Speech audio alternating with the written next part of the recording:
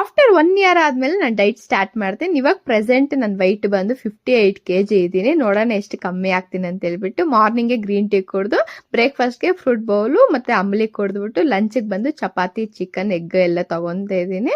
Full ಸುಸ್ತಾಗೋಗಿತ್ತು, day first ಅಲ್ವಾ, ಹಂಗೆ ಇರುತ್ತೆ. ಬಂದು ಒಂದು 4 ಗಂಟೆಗೆ ಸ್ವಲ್ಪ ಗ್ರೇಪ್ಸು ಒಂದು ಬನಾನಾ ತಿಂತಾ ಇದ್ದೀನಿ. ಡಿನ್ನರ್ ಬಂದು ಸಿಂಪಲ್ ಆಗಿ ಈಸಿಯಾಗಿ ಹೋಗುತ್ತೆ ಅಂತ ಹೇಳ್ಬಿಟ್ಟು ವೆಜಿಟೇಬಲ್ ಆಮ್ಲೆಟ್ ಮಾಡ್ಕೊತಾ ಇದ್ದೀನಿ.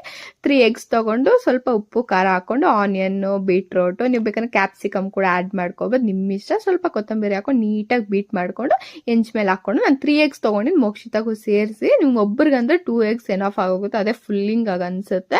ಫಸ್ಟೇ ಸ್ವಲ್ಪ ಹೆವಿಯಾಗೆ ತಿನ್ಬೇಕಂದ್ರೆ ಒಂದೇ ಸರಿ ತೂಕ ಕಮ್ಮಿ ಮಾಡ್ಬೇಕಂತ ಹೇಳ್ಬಿಟ್ಟು ತುಂಬಾ ಕಮ್ಮಿ ಫುಡ್ ತಗೊಬಾರ್ದು, ನಮ್ಗೆ ಟಯರ್ಡ್ ಜಾಸ್ತಿ ಆಗುತ್ತೆ. ಈ ಫಸ್ಟ್ ಡೇ ಅಲ್ಲಿ ನಾನೇನು ಎಕ್ಸರ್ಸೈಸ್ ಮಾಡಿಲ್ಲ, ನೆಕ್ಸ್ಟ್ ಡೇ ಇಂದ ಮಾಡಬೇಕು. ಇದು ಬಂದು ಡಿಟಾಕ್ಸ್ ವಾಟರ್ ಅಂತ ಬೀಟ್ರೂಟು ಕ್ಯಾರೆಟ್ ಎಲ್ಲ ತಗೊಂಡು ಮಿಕ್ಸ್ ಮಾಡಿದ್ದೀನಿ. ನೆಕ್ಸ್ಟ್ ವಿಡಿಯೋ ಅಲ್ಲಿ ನೋಡಿಸಿ ನಿಮಗೆ ನಾನು ಯಾವ ಥರ ಮಾಡಿದೆ ಅಂತೇಳಿ.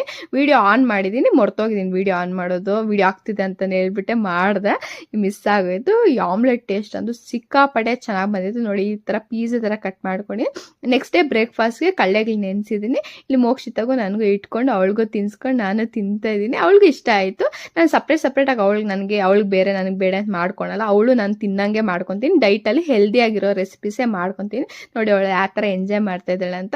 ನೆಕ್ಸ್ಟ್ ವಿಡಿಯೋ ಸಿಗೋಣ. ಇಷ್ಟೇ, ಬಾಯ್ ಬಾಯ್.